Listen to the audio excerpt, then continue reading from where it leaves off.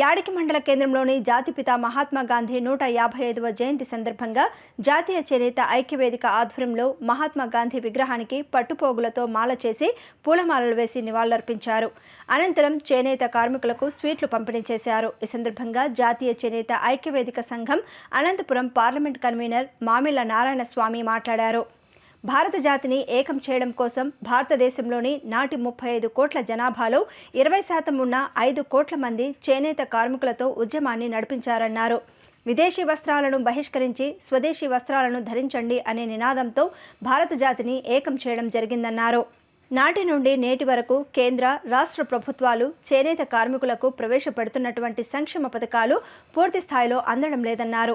ప్రస్తుతం చేనేత కార్మికులందరూ కూడా మాస్టర్ వీవర్స్ చేతిలో నలిగిపోతున్నారని, వారిచ్చిందే కూలీ, వారు చెల్లించేందే వేతనం కాబట్టి మాస్టర్ వీవర్స్ తగ్గించిన చీరలు కూలీ రేట్లు పెంచాలని, మాస్టర్ వీవర్స్కు మంచి బుద్ధిని ప్రసాదించాలని జాతిపిత మహాత్మా గాంధీని వేడుకుంటున్నామన్నారు.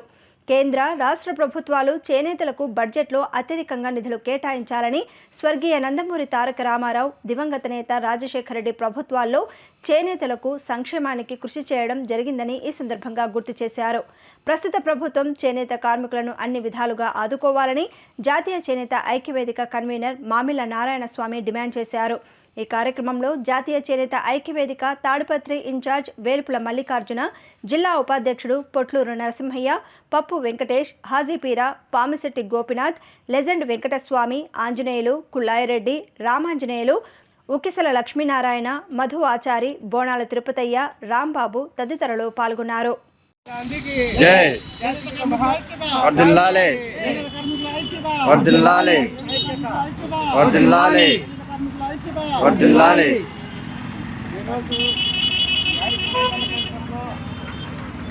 155వ జయంతి సందర్భంగా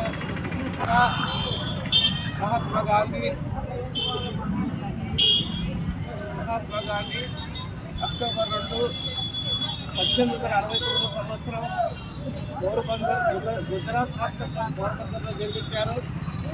ఆ రోజు బ్రిటిష్ సామ్రాజ్యవాదానికి వ్యతిరేకంగా చేనేత కార్మికులను కలుపుకొని విదేశీ వస్త్రాలను బహిష్కరించండి, స్వదేశీ వస్త్రాలను ధరించండి అనే నినాదంతో ఆ రోజు మన దేశానికి స్వాతంత్రం తీసుకు రావడానికి కృషి చేయడం జరిగింది. ఆ రోజు దేశ జనాభా 35 కోట్ల మంది ఉంటే అందులో చేనేత కార్మిక వర్గాలకు సంబంధించినటువంటి వారు దాదాపు 20% కంటే 5 కోట్ల మంది చేనేత కార్మికులు జరిగింది. మన భారత జాతి కావాలంటే ఏం చేయాలా? కట్టుకుంటే గుడ్డ ఇంత దగ్గర కట్టుకుంటారు. గుడ్డ ద్వారానే, ఈ బట్ట ద్వారానే ఈ నేత కార్మికులు అన్ని కవర్ అవుతానే ఒకసారి మామూలుగా జాతికి ఏకం చేయగలము అని మహాపూజ్య బాపూజీ తన రాష్ట్రాన్ని ఆయుధంగా తీసుకొని అహింస, శాంతి, సత్యం, ధర్మం అనే విధానాలతో మన దేశానికి 200 సంవత్సరాలు పరిపాలించినటువంటి బ్రిటిష్ వాళ్ళని మన అందరికీ ఈరోజు స్వాతంత్రం దక్కడం జరిగింది. ఆ మహాత్ముని ఆశయాలను మనం కొనసాగిస్తూనే ఉన్నాం. జాతీయ చేనేత ఐక్యవేదిక ద్వారా, శాంతియుత పద్ధతుల ద్వారా, సత్యాగ్రహాల ద్వారానే మనం ఎన్నో ఉద్యమాలు చేయడం జరుగుతూ ఉంది. ఈరోజు చేనేత కార్మికులు ఆ రోజు స్వతంత్రంలో ఉద్యమంలో భారతదేశంలో చేనేత కార్మికులకు ఈరోజు కేంద్ర రాష్ట్ర ప్రభుత్వాలు కనబడటం లేదు. ఆ రోజు కూడా ప్రతి నాయకులు కూడా కొత్త వస్త్రాలను ధరించేవాళ్ళు, తలపైన టోపీ కూడా ధరించారు. మరి నేటి నాయకులు వాటిని అన్ని విస్మరించి చేనేత కార్మికులను పట్టుకోవడం పరిస్థితులు. కాబట్టి ఇది కేంద్ర రాష్ట్ర ప్రభుత్వాన్ని మేము అడుగుతుంటే చేనేత కార్మికులకు ప్రభుత్వం ఇచ్చినటువంటి ఏదైతే కేంద్ర పథకాలు కానీ, రాష్ట్ర పథకాలు కానీ, చేనేత రిజర్వేషన్ చట్టం కానీ అమలు చేయకుండా ప్రధానంగా సమస్యలు చేనేత కార్మికులు పని చేయాలంటే సూర్యోదయం నుంచి సూర్యుడు ఉదయించే సూర్యుడు అస్తమించే సూర్యుడు ఇప్పుడు తన పనిలో తాను నిమగ్నమై పరిస్థితి మనకందరికీ తెలుసు. కానీ ఈరోజు చేనేత కార్మికులంతా కూడా మాస్టర్ వీవర్స్ పైన ఆధారపడినటువంటి పరిస్థితి మనం చూస్తూ ఉన్నాం. అంటే మాస్టర్ వీవర్ తను చెల్లించిందే వేతనం అనే ధోరణిలో వివరిస్తున్నారు. ఎప్పుడు కూలి తగ్గిస్తాడో ఎప్పుడు పెంచుతాడో తెలియని అయోమయ పరిస్థితుల్లో మనం ఉన్నాం. వీటన్నిటిని దృష్టిలో పెట్టుకొని మహాత్మా గాంధీ గారిని ఈరోజు మేము ఒకటే కోరుతా ఉన్నాం. మాస్టర్ వీవర్స్ మంచి బుద్ధి ప్రసాదించి చేనేత కార్మికులు న్యాయం చేయమని ఈ సందర్భంగా మేము మహాత్ముని వేడుకుంటున్నాం. కాబట్టి మాస్టర్ వీవర్స్ చేనేత కార్మికుల పట్ల చాలా శ్రమకు అందరూ సార్లేపా, అందరూ సార్లే వచ్చే బాగున్నారు దీంట్లో ఏమంటే అందరికంటే చేనేత ప్రోత్సాహం వైఎస్ రాజశేఖర రెడ్డి గారు అంతా చేనేత సహకారాలు అందించారు. ప్రస్తుతం ఉన్నటువంటి ఎన్డీఏ ప్రభుత్వం కూడా చేనేత కార్మికులకు ఏవైతే ఉన్నాయో పథకాలు మార్కెట్ సంక్షోభం లేక ఇబ్బందులు పడుతున్నటువంటి చేనేత కార్మికులు ఉన్నారు, ಮತ್ತು రాయితీ అందుబాటు లేక సమస్యలను ఎదుర్కొంటున్నటువంటి చేనేత కార్మికులు ఉన్నారు.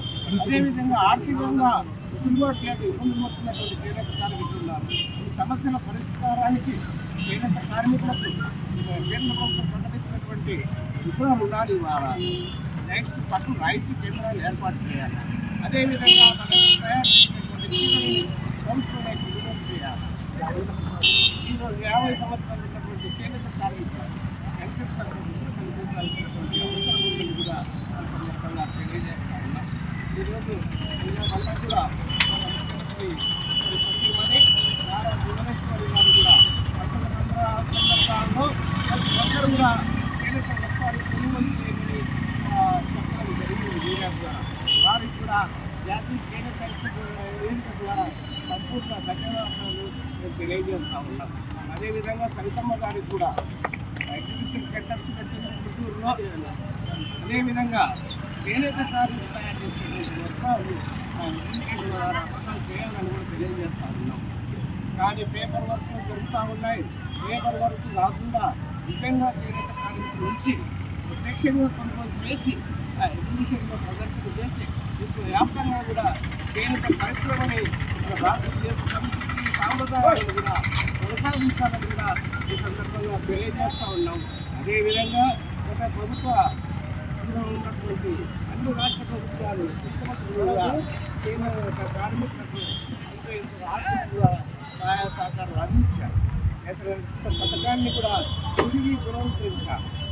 మంగళగిరిలో చంద్రబాబు నాయుడు గారు, పాదయాత్రలో లోకేష్ గారు కూడా చేనేత కార్మికులకు ఒక ఏడాది 30,000 రూపాయలు ఇస్తామని కూడా చెప్పడం జరిగింది.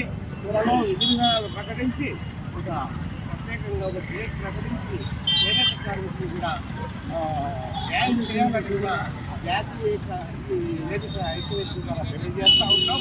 ఇంతకుముందు వచ్చినటువంటి ఉచిత కరెంటుని చేస్తున్నారు.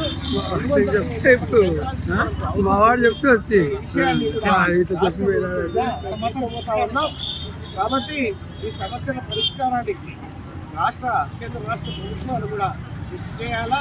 రాష్ట్ర కేంద్ర బడ్జెట్లో కూడా చేనేత ప్రత్యేకంగా బడ్జెట్లో నిధులు కేటాయించాలని తెలియజేస్తూ ఉన్నాం. ప్రధానంగా ఇక్కడ ఉన్నటువంటి అనంతపురం జిల్లా ప్రజలకు, కార్మికులకు చేనేతనే ప్రధానమైన వృత్తి కాబట్టి ఇక్కడ ఉన్నటువంటి మాస్టర్ వీవర్స్ పొడుచుదల వీడి చేనేత కార్మికులకు కూలి రేట్లు పెంచాలని వాళ్ళ కలెక్టర్ ఆఫీస్ కూడా ధర్నా చేయడం